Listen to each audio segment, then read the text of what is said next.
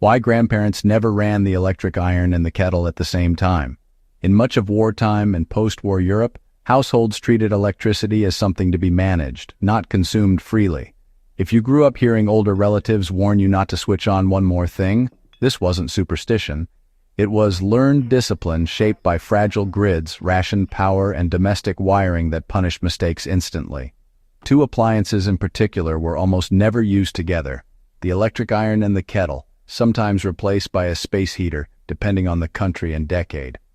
Understanding why tells us a great deal about how European homes actually functioned under pressure. Battlefield survival. The domestic electrical limits Europe lived with. Across Europe from the 1930s through the 1960s, most homes were wired for far lower loads than today. Typical circuits were rated between 5 and 10 amps, sometimes less in rural areas. Voltage varied widely, and stability was never guaranteed. Wartime damage, fuel shortages, and rolling brownouts meant that electricity was often weak, inconsistent, or abruptly cut. Households learned to think in terms of total load even if they never used that phrase. The iron and the kettle were both resistive heating appliances, meaning they converted electricity directly into heat with no buffering or regulation.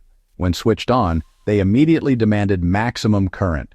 There was no soft start, no smart limiter, no safety margin. Turning on both at once was equivalent to daring the system to fail. The iron as a silent power hog in European homes. The electric iron was one of the earliest high-wattage domestic appliances to become widespread in Europe.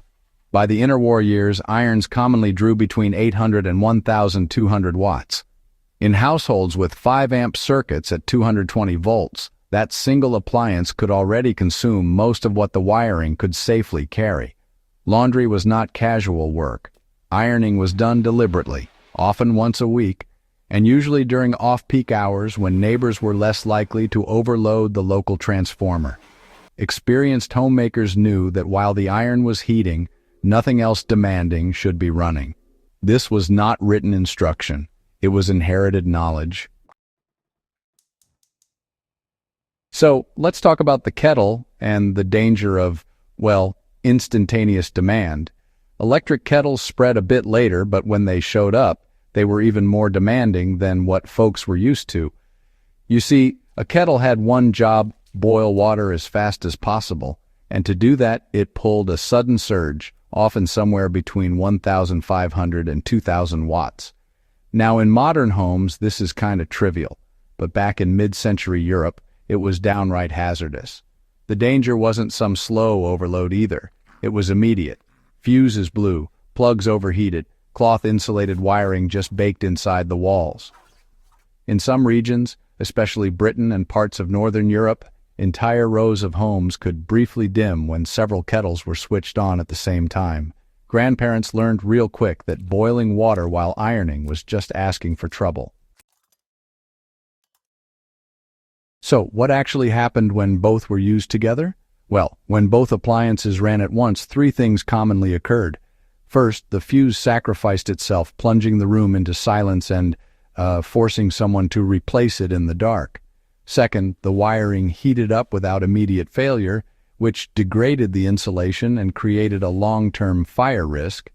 Third, voltage dropped enough to damage other devices on the line, particularly radios, which were often the most valued electrical possession in the home. During wartime, radios were lifelines. Losing one to careless power use was, honestly, unthinkable. The discipline around appliance use was therefore not just practical, but strategic. So why did this rule stick around long after the war was over? Well, even when the grids got better, folks' habits just didn't catch up right away with the new infrastructure. A lot of European homes kept that old wiring all the way into the 1970s. Grandparents, they really knew their walls, better than any inspector ever could. They could hear when a circuit was straining, smell when the insulation was getting warm, and feel when a plug was running too hot. This kind of caution, it wasn't just about safety, it came from a deeper mindset, one shaped by years of scarcity. Electricity cost money, sure, but more than that, it meant vulnerability. Using too much made you dependent.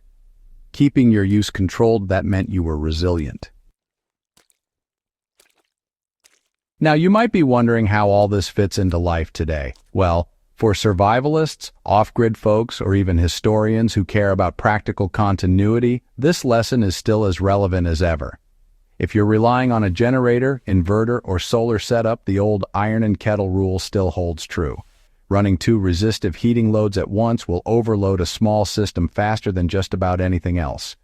In a blackout, trying to boil water and heat clothing or bedding at the same time on the same power source is just asking for trouble. You gotta prioritize your tasks. Heat your water first, then unplug before you switch to another load. That's exactly how European households made it through decades of shaky grids. Even today, in some older city apartments, especially in Southern and Eastern Europe, you'll find original wiring tucked behind those freshly renovated walls. Knowing which appliances quietly draw the most power, that's not just some academic detail. It's preventative knowledge. The deeper lesson here is what European families really understood. This rule, it was never about being scared of technology. It was about respecting limits. Grandparents didn't count on the system to bail them out if they made a mistake. They always figured failure was possible and acted like it. That way of thinking, it kept homes warm, radios working, and families safe through war, rationing, and tough times after. It's a kind of everyday engineering literacy that, honestly, modern convenience has nearly wiped out. If you take history seriously, especially the kind that looks at how folks actually lived in Europe under stress, these little rules really matter. This is where theory meets survival. So, if practical, grounded history is what you're after, go ahead and subscribe to Warpaths of Europe and share this with others who care about how people really lived, adapted, and got through the hard times.